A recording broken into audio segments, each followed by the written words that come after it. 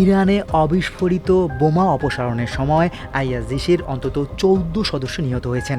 এই ঘটনায় আরও ২ সদস্য আহত হয়েছেন। দেশটির উত্তর পশ্চিমাঞ্চলের জানজান প্রদেশে এ দুর্ঘটনা ঘটে। আল জাজিরা জানিয়েছে, নিহতরা আইএসজিসির বিশেষায়িত একটি ইউনিটের সদস্য ছিলেন। তারা কৃষি জমি থেকে অবিস্ফোরিত বোমা ও মাইন অপসারণ করতেন। প্রতিবেদন অনুযায়ী ওই অঞ্চলের প্রায় ১,২০০ হেক্টর কৃষিজমি অবিস্ফোরিত গোলাবারুদের কারণে ঝুঁকিপূর্ণ হয়ে উঠেছিল, যা স্থানীয় মানুষের নিরাপত্তার জন্য বড় হুমকি হিসেবে দেখা দেয়।